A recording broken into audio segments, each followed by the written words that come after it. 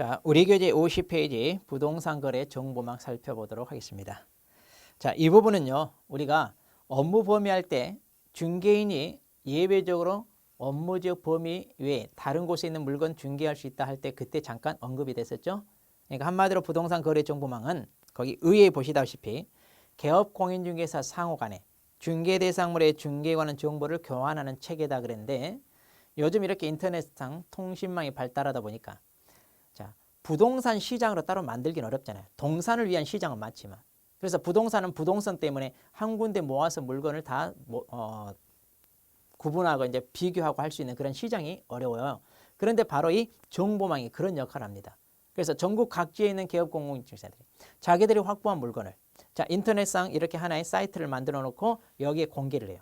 그럼 이제 그 물건을 필요로 하는 사람이 거기서 원하는 물건을 다 비교 분석해서 이걸 필요로 하는 사람한테 소개를 시켜주는 그런 거죠.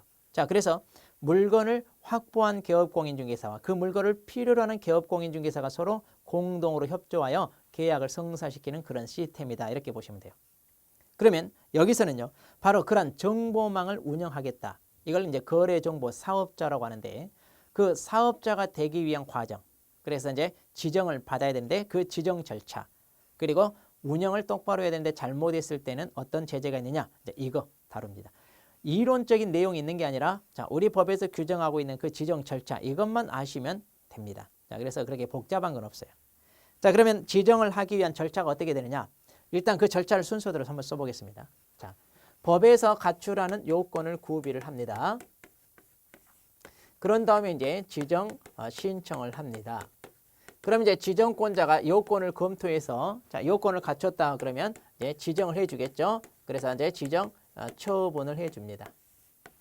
그러면 이제 지정을 받았으면 이제 운영을 해야 되는데 운영을 하기 전에 어떻게 운영할 건지 그 운영 규정을 제정해서 또 승인을 받아야 돼요. 자, 그래서 자, 운영 규정을 제정해서 만들어 가지고 이걸 승인을 받아라 이것을. 그러니까 한마디로 자기 마음대로 운영할 수 있는 게 아니다 이런 얘기죠. 자, 이렇게 이제 한 다음에 본격적으로 이제 자, 정보망 설치 자, 운영을 한다. 이제 이렇게 보시면 돼요. 자, 그래서 이제 이 과정을 여러분들은 순차적으로 잘 정리하셔야 됩니다. 자, 그럼 먼저 자, 정보망 운영하기 위해 이제 갖춰야 될 요건이 어떻게 되나요? 이건데요. 자, 거기 보시면 지정 요건의 첫째 줄. 자, 이렇게 지정을 받을 수 있는 자는 전기통신사업법 규정에 의한 부가통신사업자로서 다음 요건을 갖춰라. 그러니까 무슨 얘기냐면 자, 먼저 자, 부가통신사업자여야 된다는 얘기죠. 자, 부가통신사업자. 그래서 전기통신사업법에 의한 부가통신사업자가 지정을 받을 수 있으니까 전제조건으로서 부가통신사업자여야 된다는 얘기죠. 자, 그 다음 이제 우리 중개사법에서 갖추라는 요건이 4개죠. 그 박스 안에. 자, 거기 보시면 이제 자, 이 정보망에 가입하겠다는 회원을 확보해라. 이제 회원을. 자, 먼저 회원을 확보한 다음에 이제 지정받으라 그 얘기죠. 자, 그런데 여기서 이제 그 회원들이 누구냐? 개업 공인중개사라는 거. 자, 이거 조심하셔야 돼요. 그냥 공인중개사가 아니라 개업 공인중개사. 그럼 이들이 숫자가 500명 이상이고 2개 이상을 시도해서 각각 30명 이상 그랬죠. 그러니까 회원을 확보해야 되는데 일단은 전체 인원이 500명 이상이어야 됩니다. 그런데 일단 2개 이상을 시도해서 각각 30명 이상은 확보해라. 그러니까 좀 어느 정도 지역적인 분산을 해라 이제 이런 측면도 있습니다. 한 군데서만 다 500명 뽑지 마라 이런 얘기죠. 자, 그래서 여기 숫자들 알아두셔야 돼요. 그다음 두 번째 정보 처리 기사 1명 이상 확보해라.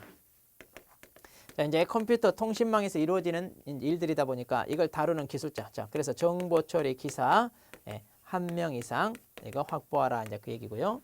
그다음 또 이 정보망 하는 일이 뭐예요? 개업 공인중개사들로부터 중개 대상물에 대한 의뢰를 받아 공개하는 거니까 중개 대상물이 뭔지 아는 거 필요하죠. 자, 그래서 이런 업종에서 공부한 사람, 즉 공인중개사. 자, 공인중개사도 1명 이상 확보하라 이렇게 되죠. 공인중개사 1명 이상. 그다음에 이제 자, 정보망 가입자가 이용하는데 지장이 없는 정도로서 국토교통부 장관이 정하는 용량 및 성능을 갖춘 컴퓨터 설비를 확보해라. 그러니까 이렇게 전국적으로 많은 숫자가 가입해서 이용하려면 어느 정도 용량이 돼야 되잖아요. 이게 이제 서버가 다운되거나 이러면 안 되죠. 자, 그래서 어느 정도 용량을 갖춘 컴퓨터 설비를 이걸 갖춰라. 그런데 이제 그 기준을 국토교통부 장관이 이제 정한다. 이제 이렇게 돼 있어요. 자, 이렇게 해서 이제 총 요건은 따지고 보면 5가지가 되겠네요. 그래서 전제 요건과 이제 구비 요건 이렇게 이제 나눠볼 수 있죠. 자, 이렇게 해서 이제 이런 요건을 갖춘 다음에 이제 지정 신청을 하러 갑니다. 그런데 이제 지정 신청을 누구 찾아가야 되느냐? 지정권자가 누구냐면 국토교통부 장관입니다. 자, 그래서 국토교통부 장관, 자, 국토교통부 장관이 이제 말하자면 지정권자인데 이제 지정 신청을 하러 가라 그 얘기죠. 그런데 이제 지정 신청하러 갈 때, 자, 나 법에 갖추란 요건 갖췄어요. 그래서 이제 이걸 입증하기에 이제 서류를 제출해라. 그 서류도 5개인데 왜 5개냐? 이렇게 요건이 5개니까. 자, 그래서 요건이 5개니까 구비 서류도 이거 그대로 5개다 이렇게 보시면 돼요. 뭐 구비 서류 따로 안 외워도 되죠. 이거 외우면 되니까. 그러면 이제 국토교통부 장관은 그 서류를 통하여 이 요건을 갖췄다는 게 입증이 되면 이제 지정 처분을 해주겠죠. 그런데 지정 처분은 이제 지정서 교부해 주는 건데 이걸 언제까지 해야 되느냐? 거기 첫째 줄을 보시면 자, 오른쪽. 지정 신청을 받은 날로부터 며칠 이내? 자, 30일에. 자, 그래서 지정 신청을 받으면 30일 이내에 지정 처분을 해 주어라. 자, 이런 숫자들 다 외우셔야 됩니다. 그다음, 자, 이제 지정을 받았어요. 그럼 이제 운영 규정을 만들어서 승인을 받아야 하는데 이때 승인 누구한테 받냐? 이것도 이제 국토교통부 장관한테 이제 받는 거거든요. 그러면 이걸 언제까지 만들어서 승인을 받느냐? 거기 보니까 또 뭐라고 돼 있어요? 지정받은 날로부터 3월 이내. 자, 3월 이내. 그러니까 지정받은 날로부터 자, 3월 이내에 운영 규정 만들어서 승인받으라. 이렇게 돼 있습니다. 3월 이내에. 자, 이렇게 돼 있고 그다음 마지막으로 이제 정보망 설치 운영을 해야 되겠네요. 그럼 이렇게 정보망 설치 운영을 해야 되는데 그럼 이건 언제까지 해야 됩니까? 자, 이거 조심하세요. 승인받은 날로부터가 아니라 뭐라고 돼 있냐면 지정받은 날로부터. 그럼 언제 지정받았냐? 이때 지정받았잖아, 이때. 자, 이때 지정받았으니까 자, 이날로부터 1년 이내에 이렇게 됩니다. 자, 이거 신청하면 30일 처분받고 처분받으면 3개월 이내에 승인받고 승인받으려면 이러면 안 된다 그랬어요. 조심해야 돼요. 지정받은 날로부터 1년. 그래서 매번 시험에 이 숫자 이거 뭐 서로 바꿔치기 하고 이렇게 출제되는 형태가 그러는데 이거 잘 기억을 하셔야 됩니다. 자, 이렇게 해서 이제 정보망이 설치 운영이 되는 겁니다. 그러면 자, 거기 오른쪽에 보시면 이제 의무사항 그랬는데 무슨 얘기냐? 자, 이렇게 정보망 설치해서 운영을 하겠다 이제 이 거래정보 사업자인데 그럼 이 정보망을 운영할 때 어떻게 운영을 해야 됩니까? 운영상 의무가 있어요. 이 운영을 어떻게 할 거냐? 지 마음대로 운영하는 게 아니라 이런 식으로 운영을 해라 이거죠. 그다음 이 정보망에 이제 회원으로 가입하죠. 자, 회원으로 이제 가입하는 사람이 누구라고 할까? 여기 개업공인중개사. 그러면 회원으로 가입된 이 개업공인중개사. 자, 이들이 이제 이걸 이용하는데 그럼 이들은 어떻게 이용을 해야 되나요? 자, 이들도 이용과 관련하여 이렇게 해라 하고 의무가 있다는 얘기죠. 자, 그러면 이들 각각의 의무가 뭐냐? 자, 첫 번째. 먼저 정보망을 운영하겠다는 거래정보 사업자가 어떻게 운영해야 되는지 의무입니다. 자, 거기 한 3가지로 나눠볼 수 있어요. 자, 첫째 줄 봅니다. 거래정보 사업자는 개업공인중개사로부터 공개를 의뢰받은 중개대상물의 정보에 한하여 이를 공개하여야 하며 자, 여기까지 하나. 자, 알아서 밑줄을 긋고 그러니까 오로지 개업공인중개사로부터 의뢰받은 중개대상물 자, 그것에 한하여 뭐해라? 공개해라. 자, 이거 중요합니다. 자, 이 정보망은 한마디로 정보를 공개하는데 이때 정보는 어떤 정보냐? 오로지 개업공인중개사로부터 의뢰받은 정보입니다. 그것만 공개해야 돼.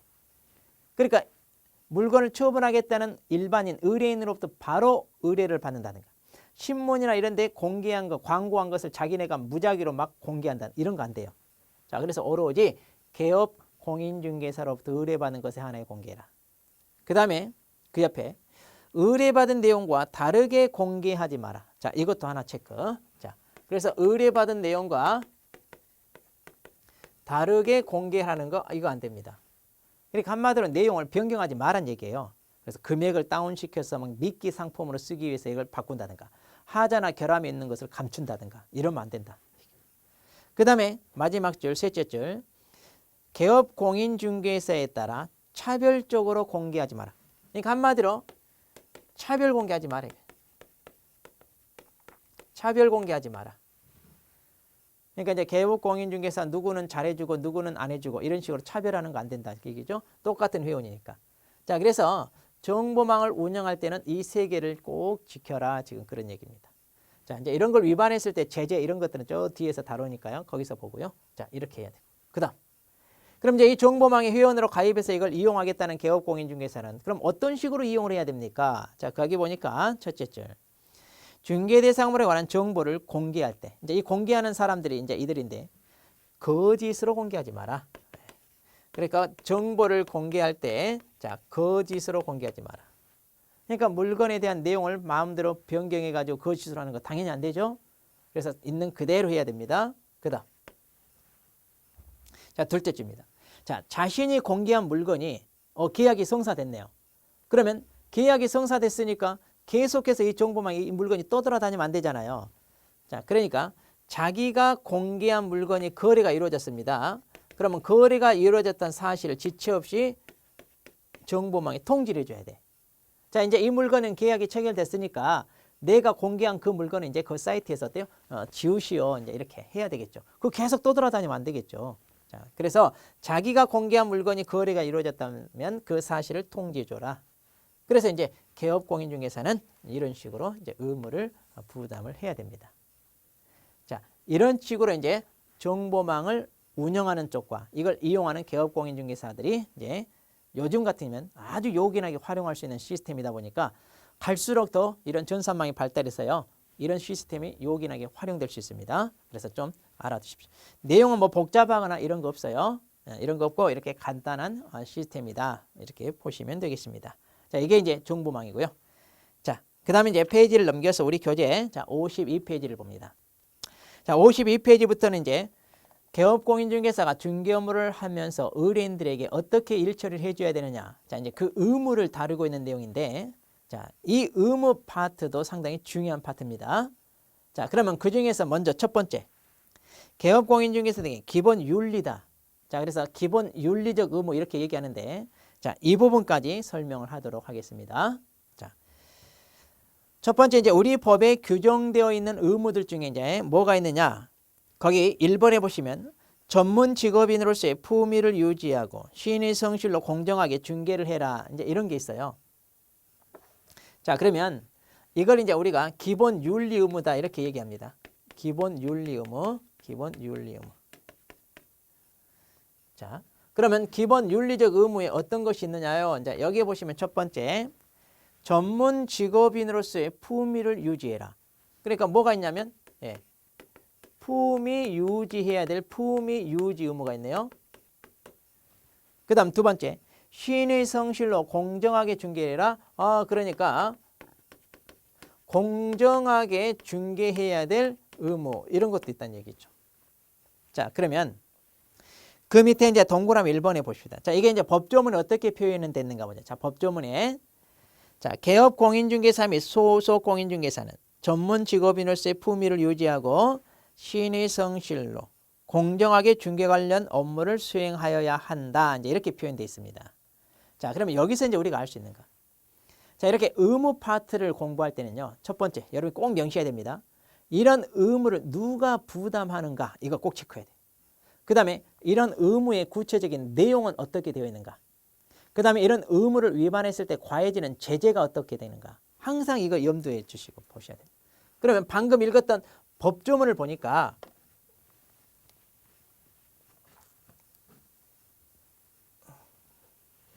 자, 법조문을 보니까 뭐라고 되어 있느냐? 개업 공인중개사 및 소속 공인중개사는 이렇게 되어 있잖아요. 아하, 그러니까 이 의무를 부담하는 건 누구냐? 개업 공인중개사와 그 다음에 소속 공인중개사라는 걸 알 수가 있어요. 그러면 중개업에 종사하는 사람들 중에 중개보조원은요.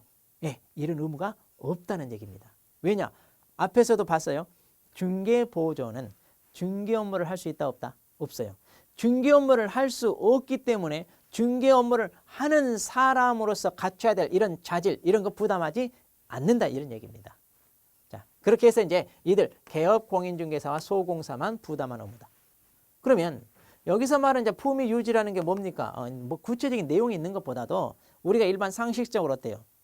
품위 지켜라라고 했을 때 상대방의 불쾌감 주지 않고 그래도 사자가 들어가는 전문 직업인에 걸맞게 교양과 상식을 갖춰서 의뢰인을 상대해라 이런 거잖아요. 구체적으로 품위를 어떻게 지키는 거고 어떻게 하면 품위 지키지 않는 거다. 참 이것을 구분하기는 어려워요. 자, 그래서 이런 거는 뭔가 잘못했을 때 처분하겠다. 이런 측면에서 부과하는 의무가 아니라 이런 걸 선언적인 의무. 왜냐하면 우리도 전문 직업이니까 거기에 걸맞게 좀 행동하시오라고 그냥 한마디 언급하는 의무다. 이렇게 보시면 돼요. 그리고 우리는 공정하게 중개해라. 당연한 얘기입니다. 왜? 두 거래 당사자 사이에 개입해서 이 거래가 서로 간에 원하는 조건에 맞게 계약이 체결되어야 되니까 한쪽이 친분이 있다고 해서 그 사람 유리하게 편파적으로 한다든가 아니면 양쪽 모두에게 손해를 끼치고 자기한테 유리하게 이익이 되게끔 한다든가 이런 식으로 하면 돼요, 안 돼요? 안 돼요. 그러니까 우리가 개업 공인 중에 물건을 의뢰한다고 했을 때는 그 사람을 신뢰하고 맡기잖아요. 자, 그래서 우리는 이런 일 처리를 할 때 신뢰가 중요합니다. 자, 그래서 신의 성실로서 공정하게 해라. 당연한 의무고 너무나 중요한 의무죠. 그럼 어떻게 해야 우리가 공정하게 하나요? 우리 법에서 하라는 대로 하면 돼요. 그래서 우리 법에서 하라는 대로 지킬 거 다 지키면 공정하게 하는 것이 되겠죠. 자, 그 다음에 이제 쭉 내려와서 2번에 보시면 선량한 관리자로서의 주의 의무란 말이 있어요. 자, 이것을 간단하게요. 성관주의 의무. 성관주의 의무 이제 이렇게 얘기합니다. 자, 그럼 이건 뭐냐? 보통 선량한 관리자의 주의 의무란 말은 어떤 업종에 종사하는 사람이 그 일을 할 때 그 업종에 종사하는 사람이라면 누가 하더라도 평균적으로 이 정도 선에서는 일 처리를 해야 된다. 이렇게 요구되는 주의 의무를 성관주의 의무 그래요. 그러니까 누가 하더라도 적어도 이 정도는 해야 되지 않냐 하는데 그것마저도 못했다면 성관주의 의무 위반이 됩니다.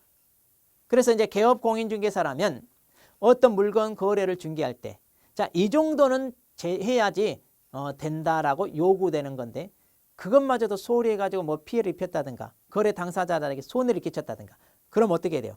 책임을 져야 돼요. 자, 그런데 이것은요 우리 법에 명시적으로 규정된 의무가 아니에요.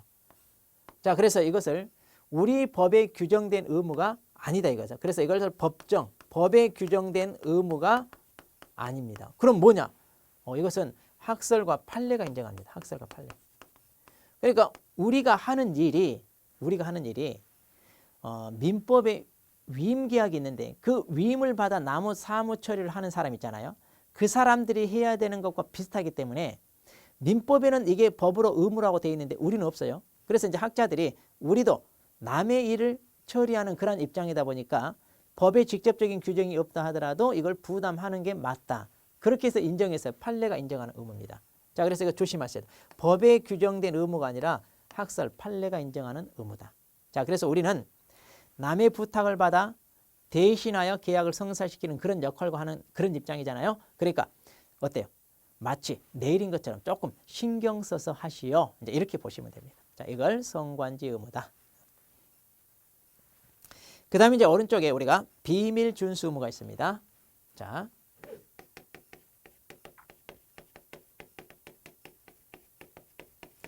그럼 비밀 준수 의무라는 게 뭐냐? 이런 것도요. 주로 전문 직종에 종사하는 사람들에게 부담시키는 의무입니다. 그래서 우리뿐만 아니라 뭐 변호사나 의사나 이런 사람들도요. 자기 의뢰인들에 대한 비밀을 지켜라. 법에 다 있어요. 우리도 마찬가지 의뢰인들에 대한 의뢰를 받아 물건을 성사시키는 입장인데 특별히 의뢰인들이 비밀로 하고 싶은 것들은 이걸 누설하면 안 된다 이거죠. 자, 그래서 이걸 법으로 이제 지켜라라고 이렇게 의무로 부과하고 있습니다. 자, 그럼 이제 이 비밀 준수 의무와 관련된 내용들 이것들을 이제 우리가 간단히 좀 체크를 해보죠. 자, 거기 보시면 첫 번째 개업 공인중개사 등은 그랬어요. 자, 여기서 개업 공인중개사 등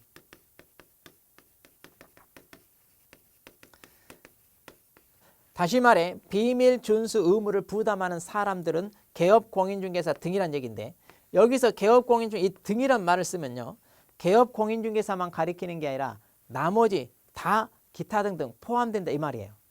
그러니까 우리 중개업에 종사하는 사람들이 개업 공인중개사, 법인 같으면 사원 임원, 그다음에 소속 공인중개사, 중개보조원, 또 분사무소 책임자 이런 사람 다 포함합니다. 그래서 앞으로 개업 공인중개사 등 그러면요. 중개업에 종사하는 사람 다 포함합니다. 그러니까 이 비밀은요. 중개업에 종사하는 사람들 다 지켜라 그 말이에요.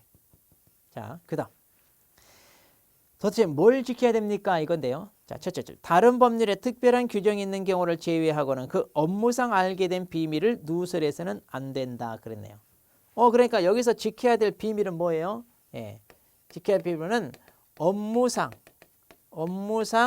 알게 된 비밀. 자, 업무상 알게 된 비밀. 그러니까 중개 의뢰 과정에서 특별히 의뢰인이 이러이러한 얘기는 그냥 굳이 알리지 마시오. 이렇게 이제 요구를 했다든가 이랬을 때 우리가 부담하는 거지. 우연히 동네 사람한테 들은 것까지 다 지켜야 되느냐 그런 건 아니에요. 자, 그래서 어디까지나 업무상 알게 된 비밀이다. 그러면 이 비밀을요. 이 비밀을 언제까지 지켜야 됩니까? 거기 그랬죠. 법조문에. 업무를 떠난 후에도 이런 말이 나와요. 자, 그래서 언제까지 지켜야 되나요? 자, 준수기간. 이 비밀 의무를 지켜야 되는 것은 업무를 떠난 후에도. 그러니까 중개업에 종사하는 기간뿐만 아니라 내가 폐업을 했어요.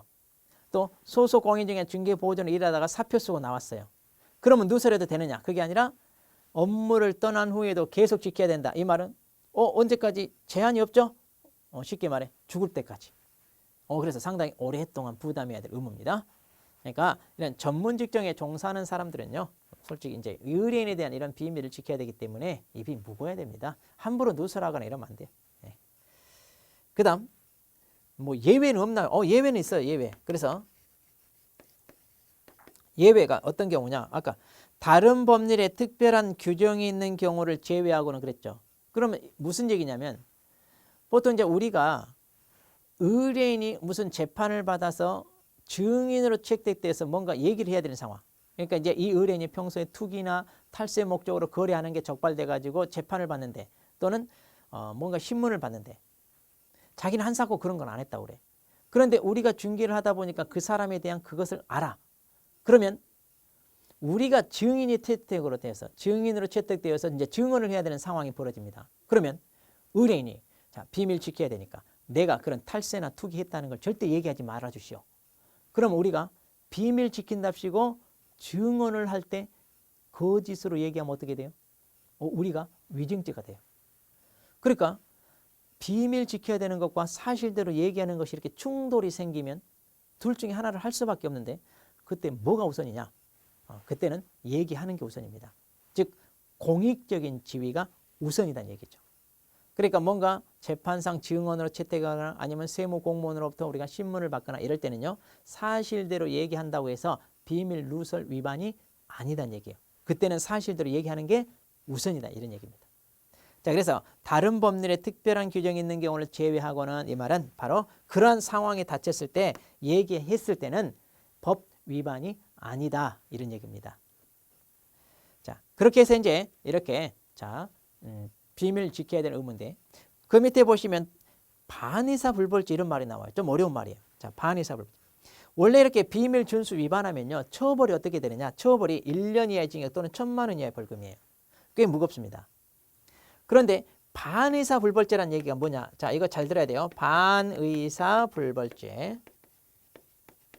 자, 이 말은 의사에 반하여 불벌, 즉 벌하지 않는다. 그러니까 의뢰인의 비밀을 누설을 하면 1년이야 1,000만 원이야 처벌받아야 되는데 그 피해 의뢰인이 그냥 그 개업공인중개사 처벌하지 말아주세요. 그냥 그러면 처벌하지 않는다 그 말이에요. 그래서 피해자의 의사에 반하여 불벌, 벌하지 않는다 이런 얘기입니다. 자, 그래서 우리가 만에 하나 비밀을 누설했다 하더라도 의뢰인이 우리를 처벌하지 말아달라 이런 얘기가 있으면 처벌받지 않는다는 자 반의사 불벌죄. 우리 법 통틀어 유일하게 이것만 여기 반의사 불벌죄에 해당합니다. 자, 그래서 상당히 독특한 형벌에 해당하는 내용입니다.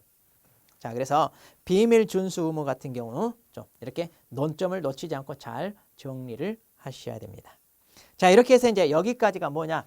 자, 지금 이런 것들이 자, 우리도 그쪽에도 사자가 들어간 전문 직업인이잖아요. 그러니까 그 전문 직업인에게 걸맞는 가장 기본적인 윤리적인 의무다. 이렇게 이제 보는 겁니다. 자, 이렇게 해서 이제 자, 일단 여기까지 우리가 설명하도록 하겠습니다.